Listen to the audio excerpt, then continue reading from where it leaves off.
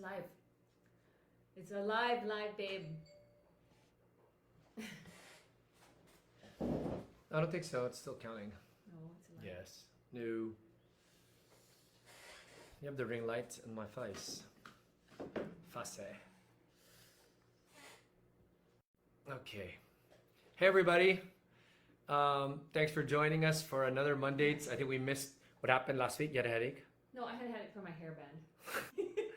What happened last week? It's getting tied up my head. Yeah. Yeah, I'll stay here. I'm wearing a hairband because I just took a shower and my hair is so messy.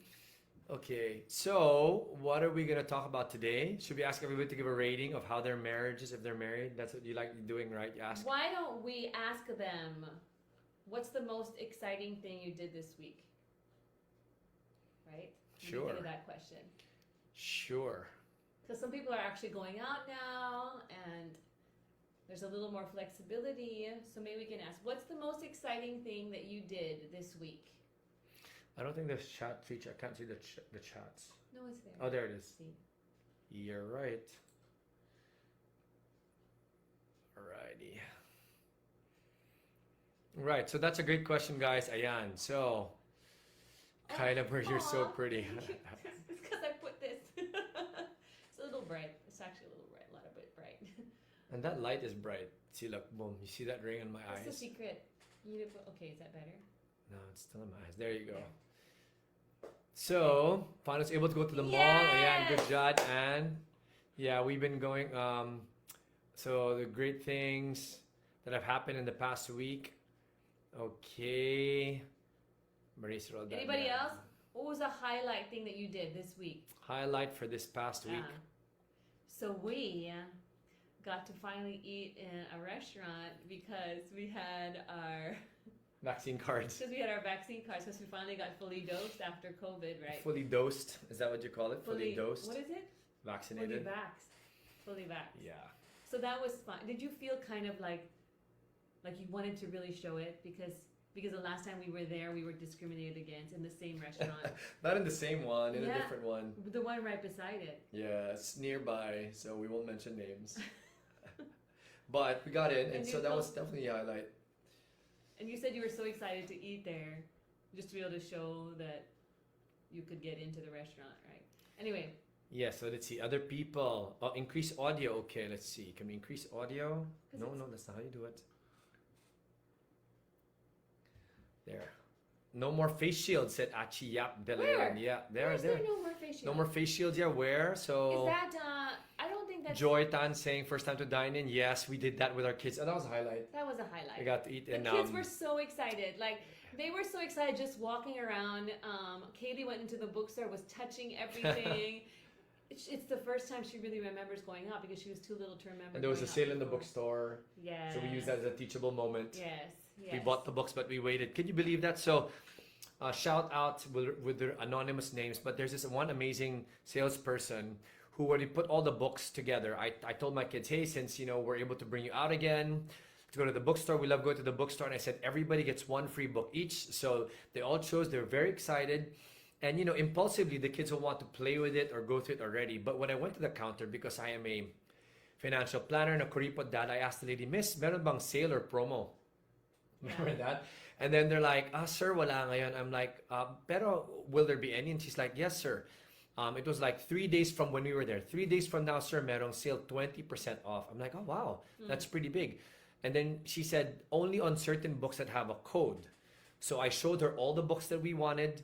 And she looked at it and she said, all of these qualify. So I'm like, okay, can I just reserve these, set them aside for me, and then I will come back 3 days from now and I will pay so that the kids can have it.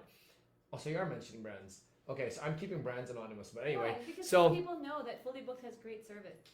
okay, sure. So this is not a paid endorsement of any sort, but yeah. So we went there, and the lady at the counter, I forgot to get her name. She's like, yes, don't worry, you can reserve it, and just come back Super in 3 helpful. days. So because many people, if you want to be like a shrewd business person, you'd be like, sorry, we can't reserve that, so that the customer's forced to buy then, right? And you make that extra 20%. Yeah.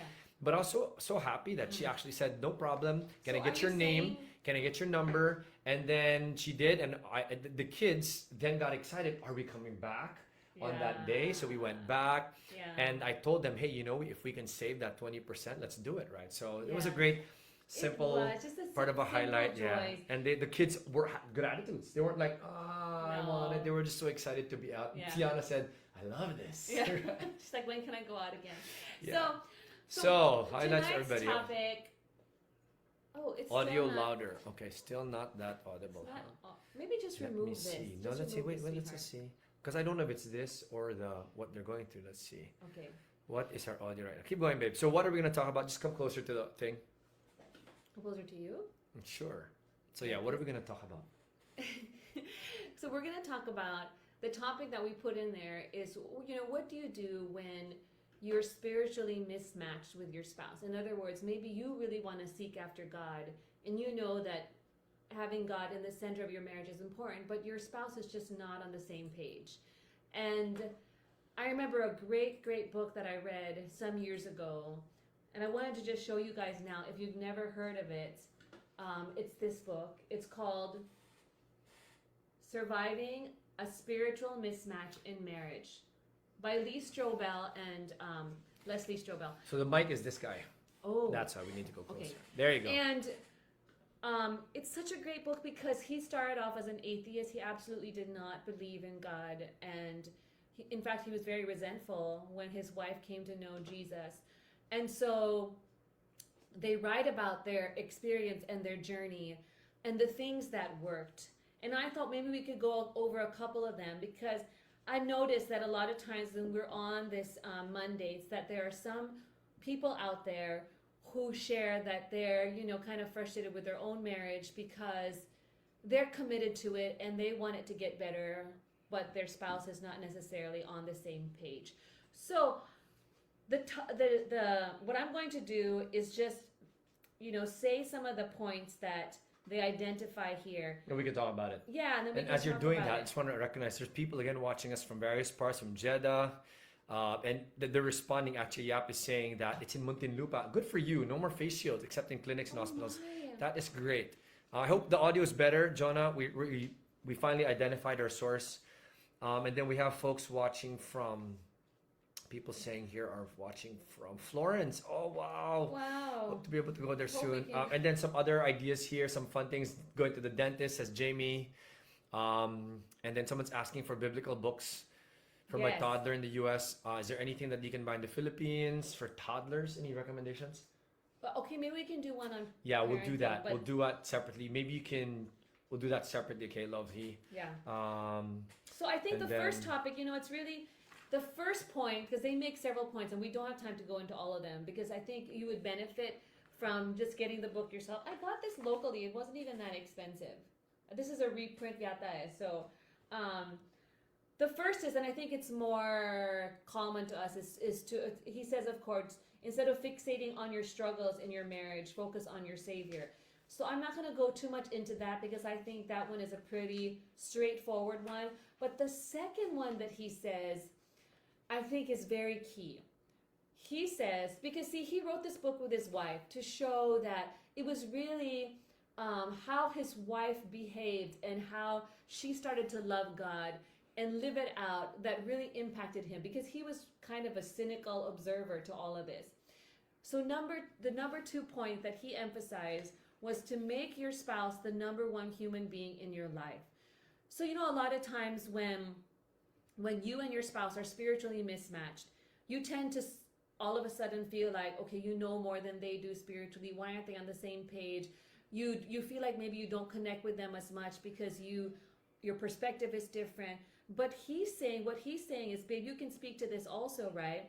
When it says, make your spouse the number one human being in your life, can you explain? yeah, sorry, what I'm this trying to means? make sure our audio works. I've been getting comments. No, Oh, it's it's good. good. It's fine.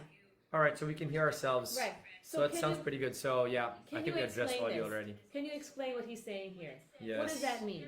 Which one? Ask me. Sorry, I want to help our viewers. They said Yeah. they really can't hear. Mahina daw talaga. So Sometimes it's the device they're using. now it's the device. I'm seeing that because Okay. I just tested it. All So right. okay, great. Oh, great. Newlywed couple from Davao. Fairly congratulations. The title of the book for Iso Agulo is Okay. Lee will type Strobel, it. Surviving a Spiritual Mismatch. All right, there you go. Okay. So, sweetheart, Okay. making your spouse the number one human being in your So life. Joy is a little soft. Joy says, okay. You know why? Because I am Soft spoken.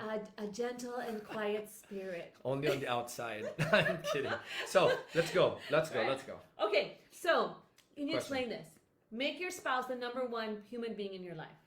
Human being, okay? Of course, God first, and then what does it mean? Like, you're upset with your spouse because spiritually you're mismatched, you're frustrated with his perspective on stuff or her perspective, and you don't seem to be aligned. But it says you should still make them your priority. How do you think that will impact a spouse that, you know, kind of doesn't even care about God or is not on that same wavelength? So I think it basically speaks to human nature, right? People don't care what you know until they know that you care. So I think there's something about if you are not, so you're talking about, let's say I have a different perspective on God, you have a different perspective on God. Instead of me shoving down and saying, this is what you should believe, why aren't you doing these or things? being self-righteous towards But you. if I show you how much I care about you, the number one person, you're so important to me because you are my spouse, and because I am a believer, I'm a Christian, and I know that that is my duty. I'm supposed to love you as unto God, not so much for you. Then by caring for you on a very practical note, right, and loving you and taking care of you, then your heart and your mind will become soften. open to what I have to say. Look at what he said here, which That's I think what is you're great. asking, right? He said that his wife redoubled her efforts to be an attentive, caring, and thoughtful spouse. So even if she disagreed with many of the ways that he thought about God, and his perspective, his cynicism, and his even dislike for Christianity, she actually moved towards him to make him feel like, hey, even more this is not gonna pull me away from you. My belief in God is actually going to make me want to be a better spouse to you. And on a practical note, right, she even did things like, look, you know what, I'm not even going to push him to do the church things, all of that. No, we'll get to that. Yeah. So this is very important. We have so many, well, we know a number of even friends of ours whose situation is like this, right? They're like, you know, my husband is not stepping up. He's not the spiritual leader, all these things. So it says this is one of the things that she did. She actively searched for ways to serve me. I can improve on that. I think even I can, even though you're a wonderful believing spouse. You can definitely improve in that. So that is my number one love language. Service. I know. Serve me. Yeah. Massage. So she actively, in other words, it wasn't just like she very intentionally tried to, over and above, be the kind of spouse that was exceptional. Honestly, I'm reading this, and I read this book, right? And I'm reading it again, and I feel like that's hard. I'm loving it. I'm loving this book. Good choice for the topic tonight, honey. It's so hard this is a little bit of our dynamic, with right? your spouse, right? It's hard. And then he said about her, she allowed me to feel needed. And I think that if you're living with, for example, a husband that's not spiritually aligned with you, that you feel like you're the one who's more intense and passionate about God and he's not, but making him still feel like, hey, I need you. Example. Yeah. So one of his fears was that he would become unnecessary or superfluous to her. As her husband, I had a strong desire to protect her, provide for her, and care for her. But if she was going, even outside of conversations of God and religion, right? That's what I want to do to feel special to you and needed. Yeah. But if she was going to look more and more toward God to meet those needs, was I going to be less and less valuable to her? So she had to find a way to make sure that he realized that, hey, you're still super important to me. Honey, where do you want to go for dinner tonight? I'm making it very practical, right? So it's basically telling him things like, honey, you know, what do you think we should do with this money right now? Right? Yes. All those things. Like trusting his judgment, right? Exactly. Deferring to him. Right. Because some people will be like, well, my husband is not the spiritual leader, so I'll make all these calls. I don't really need him. I'll trust God. Yeah. And that's what he's saying on a practical note, right? In fact, I want to say like a really beautiful story that I remember about them where she was given money by she wanted to give a certain amount of money to a mission organization. And when he found out that she had this money that was coming in, he said to her, no, let's not give it to that mission organization. Let's go on a trip that we've been wanting to take. And she felt badly because in her heart, she wanted to give it to the church. She wanted to provide for a certain organization, which she felt was a very valid need. But she can even say, well, this is for God's work, right? So some people will be like, well, I'm not going to listen to him because this is for God's work, blah, blah, blah. But when he said, "But let's use it to go on this trip that we've been meaning to take. We could use it for something else." So she decides to honor him, even though in her heart it was really hard and she was deeply frustrated inside. But the amazing thing happened.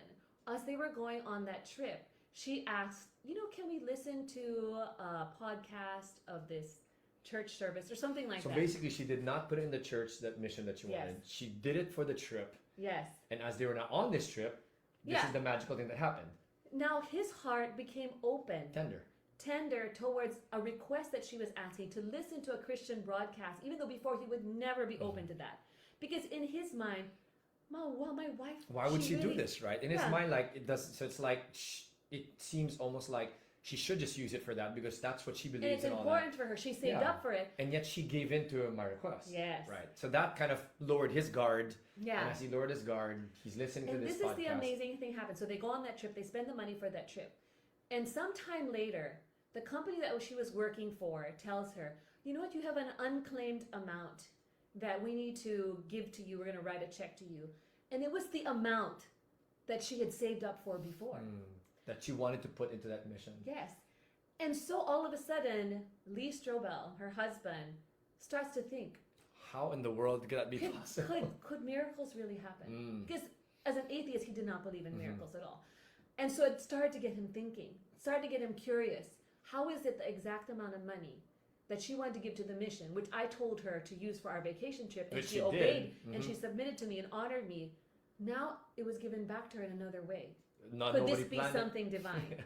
So this is essentially what he was saying, that the things that his wife did to make him feel still honored and valued and important and prioritized started to turn his heart towards the gospel. It wasn't her shoving down the gospel into his throat and making him feel like, "Look at me, these are the decisions I make because I'm such a holy person. These are the friends that I'm hanging out with. I'm not going to now." listen to your advice. Yeah, and I don't I'm really gonna want do to it. hang out with Yeah. your friends so much because they're a certain way, and we're not going to have as much fun together in the same ways that we used to because This I'm is a my- different person now, and this is my, these are my ethics and whatever. But she, Ethics. well, whatever, I just didn't have the right word. You said what I believe I should be doing now. Yeah. Right. Yeah. And he also added here, Leslie refrained from comparing me with Christian husbands. That's so important. I need to call that out as a husband. Okay, explain why. It's one of our big pet peeves when you say things like, "Well, So in Joy's case, for example, if she ever does, and there may have been occasions where she's like, "Well, my dad is so and so in comparison to me." For example, she'll say, "My dad is very calm, even keel, does not really react, very steady. Me, I'm like this, wow, right?" So that really, when we go there, I'm like, "Baby, don't go there. Don't do that, because that will not allow us to But does it achieve the inspire results that we want. It will not open my heart or my mind to any other thing. It will close the door. If it's her dad, brothers, other people, right? So that's what she's saying. But Don't I ever always do this tell you comparison. you're the best, and I always tell Say it you. again in front of everybody. I'm the what? I'm the I'm the bomb. Da. Da Bomb. bomb. I'm the what? I always say that always say. you're an amazing husband. Yes. You are really exceptional in Right. so many ways. I appreciate you Okay, so well, much. this isn't about me. I feel awkward now. Okay, so And we hope then- you guys are getting this, right? This Yeah. is so, I found this so important. Do not compare. Yeah. It's And clear. this is also important. It says that Leslie loved me as her partner, not as her project, not as like a conversion project, right? So she didn't make him feel like, okay, I'm out to. Mitch is affirming. Mitch, is Jack watching this? Okay, go. Yes, baby. She didn't make him feel like it's gonna be my mission, although that was secretly her mission. But she didn't make him feel that way. That ipa project kita. You know what I mean? Like I don't think husbands like that at all, right? Nope. Yeah. Nope. Yeah. Not like you're patronizing me like that. I don't like that. Like, it's okay, I'll just do this because you're a project. I need to make you. It seems artificial. That's what Yes, you're saying. yeah. Don't do that. There's a question here, babe. Let's address. Furley's asking, what if I grew up giving my tithes, but when me and my husband got married, we were in a financial crisis and he thought we shouldn't give for now. So this is kind of the difference in that, right? What is your perspective on this? We are clearly not on the same page about this, but I still want to honor my hubby. That is a great question, and I wish Mitch and Jack were on this call right now because they've had to deal with this, right? Even recently because their business got affected, their massage business. Is it a massage? Mm-hmm. Yeah.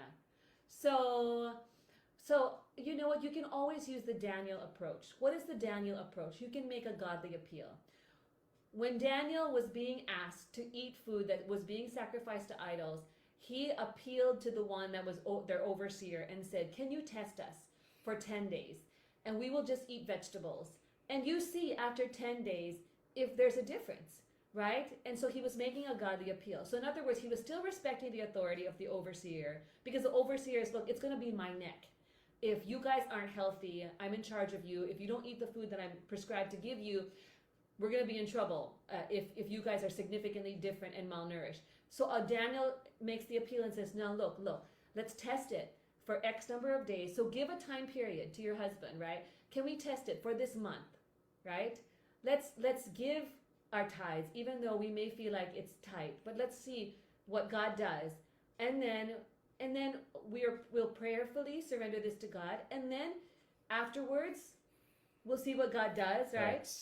Does that make sense what I'm saying? Yeah, That when you make an appeal, yes. you're gonna come in here. No, which is good. So the appeal, so we want to break this question down into two parts, right? Given the example we gave that we're hearing from the book, it is actually the marriage. I need to see it, baby. Oh.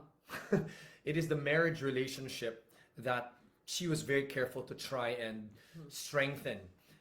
And so that the husband's heart would be turned towards God. I don't think that's the case for you. So it seems more like you have different views on a biblical principle, right? And so, as Joy said, what you want to be able to do is first follow what is your role, and your role is actually to submit to your husband. So as long as what he's asking you to do is not against the Bible, so then submit. So I would use that as one solution to your question. I would suggest you show your husband you want to honor him, because that's exactly what you said, right? So, okay, honey, if you don't think we should do this because we're tight, I will submit to you. I want you to know that is my heart posture, because that's what God tells me to do in my relationship with you. Now, the question is this biblical? Is it biblical to say we should not give our tithes when things are difficult?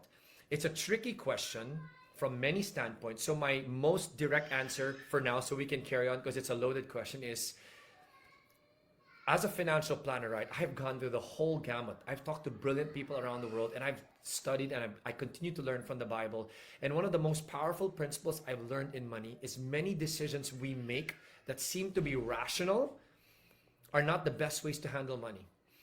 Of course, we need to do those things, but the most powerful and life-changing ways in handling money are those that are often not rational to us. For example, biblical. The biblical example, it tells us, right, you give, and the more you give, the more you will receive. That is not logical. What's logical from a financial planner is the more you take and save and set aside and invest, then you will be able to make more, right? But I've been able to see how when you follow these biblical, doesn't seem logical approaches, that you will be able to experience even greater breakthroughs in the area of money. So having said that, you're going to financial crisis. Hey, welcome to the new normal. Many of us are going through the financial crisis. So along the lines of what Joy said, is maybe you can find a way to just try and see what you can still squeeze in faith to give to God, and help your husband see that same vantage point. If he's watching, even better. If he's not, maybe you can send this link. But that's kind of from our heart. I think we need to do a whole one on just that. We'll do that separately. But that's how maybe you can unpack it, is you want to be able to say, okay, I know it's tight right now, but could it be possible? Again, there's so many different factors involved, but could it be possible that this is exactly why the Bible says in Malachi, right? Test me now in this. It's the only thing that God asks us to test him in. Right. So, because otherwise the Bible says do not test God, correct. right? So we can go on and on about, but that's just Did our you straight squeeze my answer, arm? because that's a great question. So break it down into two parts. First, show that you want to have that posture towards your husband, because that's what we're learning here, even as Joy's sharing this, right? The second is to ask that harder question. Is it biblical to say, okay, God, we're kind of tight right now, so I'm going to park my tithes, and then maybe when things go better, then I'll go back to doing that. Okay. So there's so many layers, but right now that is the question. It's not a solution, not the straight thing, but a question. Could it be that what you should be doing is testing and say, okay, what if we still do? Even if talagang gipit na, but we do and we see what God does. It's by faith, right? Really. And you see what He does. And like I said, it's one of those things. It's counterintuitive. I've experienced that also, right? Okay. So the next thing would be, as far as you are able, make your relationship a Christian marriage by living out godly principles in your own life. So obviously, if you're spiritually mismatched, you can't control your spouse, right? But you can control the way you're going to behave, the way you're going to love God, honor God, and the joy that you're going to have, so that you become a contagious influence to your spouse. I mean, let's be honest. If you live with a spouse who says they're a Christian, but they are not respectful towards you, they do not prioritize you, they complain a lot, they're a negastar, and right, they just do not have the fruit of the Holy Spirit, why would you ever want to embrace following God as well? Right? That's what I'm seeing in that spouse, right? That's supposed to be a Christian. Yeah. And that's what, honestly, that's what we see as the challenge in a number of couples we've worked with, where the wife wants the husband to step up, but the wife does not consistently reflect Christ and in her example. So it's like, if that's the Jesus you're talking about, I don't want him, right? Because it doesn't show in your life. I mean, you're talking it, but you're not living it. So, and it could happen both ways, right? If you're the husband and you want to win your wife, it's the same thing. So, what's next? Any other key things as we wind down our time? Really being a cheerful spouse. Because there's something very attractive about joyfulness. And that's what his wife was like. So she was just so full of joy and relaxed in God's joy that he started to see a big difference between how he felt, how he was without God, and what she was like because of God. Yeah, I mean, I think Jamie Delfonso says it very well here from the biblical quote, no? She shows us 1 Peter 3:1-2, where by the way you act, right? Yeah. Even if you don't say anything, even if they're not following God in the same way, or someone asks you, what about if you're in different churches? So I assume that when you say church, different religious backgrounds, right? You're a Christian and someone else might have a different religious background, then yes, clearly it is by the actions, as the Bible says here. If you guys will scroll down and look at what Jamie Delfonso is posting here.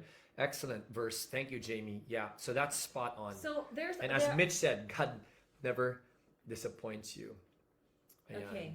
Wow, there's actually so many points and so here. To Mike Dizon, I think this is a friend of ours. If the husband is the more spiritual one, same thing, bro.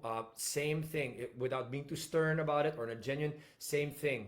You want to make sure that the way you show Christ in your life becomes attractive to your spouse. And I'll be honest, that is a challenge for whoever the spouse will be, because the consistency will be key. Konting sabit lang kasi they're watching you, diba? They see everything you do. So one small thing, especially if they're already skeptical, diba? O kita mo, Jesus kayo dyan, Christian kayo dyan, pero ito, tinan mo yung ginawa mo sa mga anak natin. These things can become an excuse for them. So the burden is greater if you are trying to help influence your spouse, but the rewards will also be much greater from a fulfillment standpoint. And the grace that you see God gives you as you try to do that is also much greater. So to Mike Dizon, if this is the same friend of ours, that's my encouragement for you. Yeah. Go ahead, Bibs. Yeah, and so I think maybe just two more, and then we can wind it down. Yep. Well, maybe three more. Okay, and then he says, instead of giving your spouse what he deserves, give him what God gave you. So that would be, of course, this is very hard, right, but extending that forgiveness, right, when they do things that are really upsetting and frustrating, right, and disappointing. And so this is forgiveness. There's a great question here, so you can do this forgiveness, and we'll do the last question. In other words, extending the grace that we have received to our spouse, even though it's difficult, is also one way that we love them to Jesus, right? Yeah, and we've seen that. We've had people like Ty and Elaine, right? On this show. On this Mondays, right? Where Ty was unfaithful and Elaine became a Christian, and she had to extend. And we've had so many stories like this. So once a woman has forgiven her man, she must not reheat his sins for breakfast. Say it again. In other words, once you say, okay, honey, I choose to forgive you, even though you've done this, you're not going to bring it up again. Mm-hmm. It says, once a woman has forgiven her man, she must not reheat his sins for breakfast. In other words, don't keep on You chose to forgive the person already. Bakit mo pa ginagawa yan? Diba? Yeah, so don't keep on going back to the past and picking Right. at it. Right. And because if you already chose to extend that grace and you surrender it to God and you said that, look, I forgive you, Yeah. I've really chosen to forgive you, Yeah. then allow your spouse to also move on from that Okay. mistake. Now, I think to make this very practical, this obviously applies because of the objective, right? What is the objective? The spouse, there's a spiritual mismatch. They don't know Jesus. You're trying to win them over to God. That's why you're going the extra mile. Now, if you're both Christians, you're both believers, then what you really want to do is take it higher, right? Obviously, if your husband is doing something and it hasn't really been resolved yet, it's not like you'll say, Skip, I will forget it now. We won't talk about it. Yes, yes. You want to help find ways to make sure there are people who hold you guys in check, which is why having small groups is powerful. So, is there any more there, babe? Because there's a great question here, and we can wind it down with this question. Okay. So one of the other things, and I would just encourage you guys, if you can, just you can get a copy of this book. Okay, it's so good. Lee Strobel, Surviving a Spiritual Mismatch in Marriage. And you know what? This is not a commercial plug. This is seriously just one of the books that I've really enjoyed. She was reading it before we started. So she's like, And let's talk about this. I'm I've like, read all it right. before, but I'm bringing it out again, just also as a reference for you guys. Then it's also for me, right? Because it doesn't just apply to being spiritually mismatched, but I think all these principles apply to just you working on the things that you can work on as a spouse. For example, it says here, you can disagree without being disagreeable. If you don't see eye to eye on a certain spiritual truth or a certain matter, a certain value, a certain principle, a certain decision, you can disagree without being disagreeable. What does that mean? Can you explain that? I thought I'm going to go to the last question, but I'll explain. You can disagree without being disagreeable, right? So basically, you, on a very practical note, so when you want to resolve conflict, when you've identified that conflict, the main issue already, right? Disagreeing without being disagreeable is you can agree to say, you know what? I know that's your position on it, In a kind way, yeah. and this is my position on it. You don't do things like, bakit ka ba ganyan? Why are you thinking that way? Yeah. You know, that's not the right way to think. Or ikaw naman ang mali. And we've actually talked about this, right? You don't focus on who is right, who is wrong.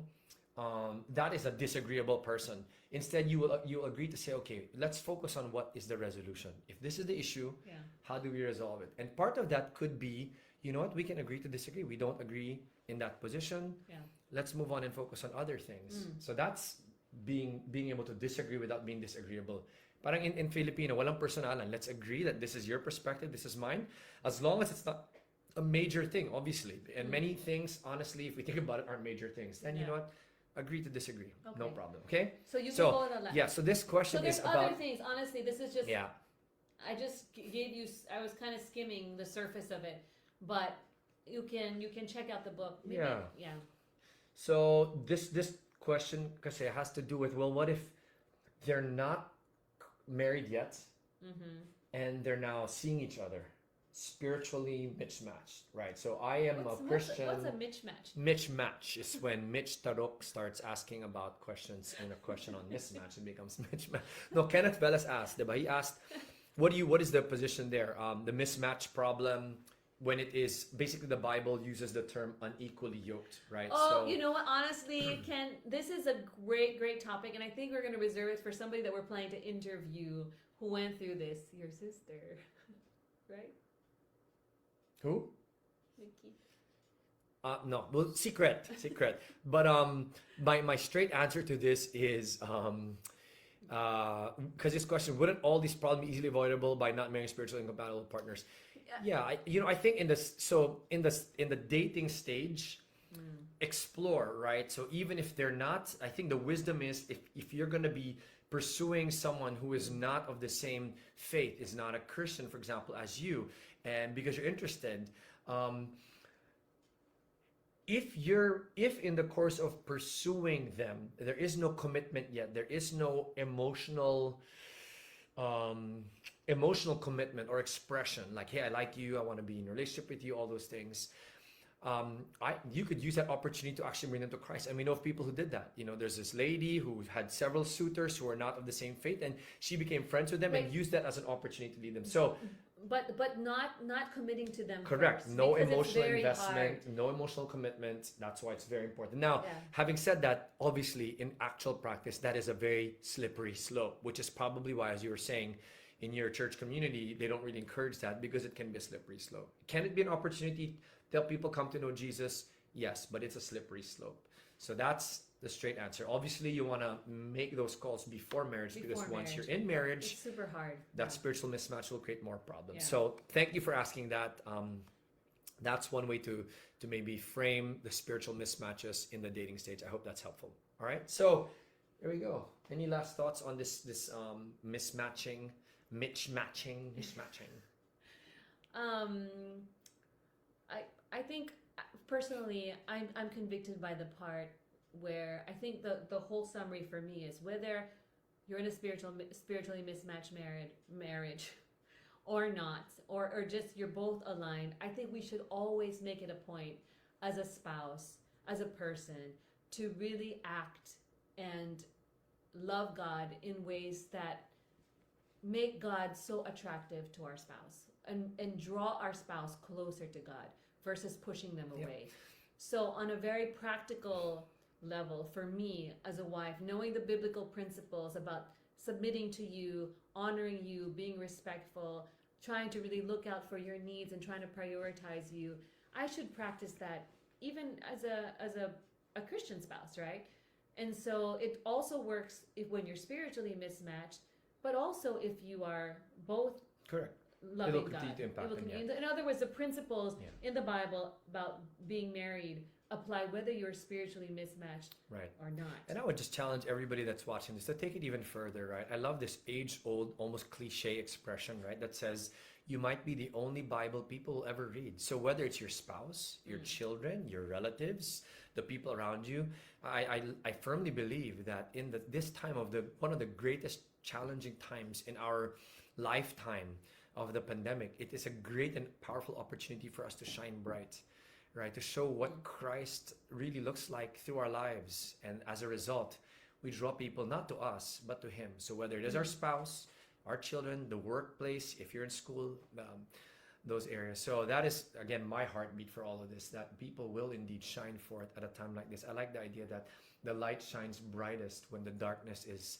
thickest. And it is a very thick darkness around us. So my prayer for all of us is that we will indeed shine, not for ourselves, but that Jesus will see us. And that's part of the reason why we're doing this, right? Yeah. This Monday, Yeah. just to let Jesus be known to as many couples and people as possible. So God bless, guys. Thanks for joining us. We'll see you next week for another surprise topic, whatever kind of comes up. Bye, everyone. It's spontaneous, like a date. Spontaneous. It's spontaneous, yeah. Spontaneous date. Okay, spontaneous next week. Bye-bye.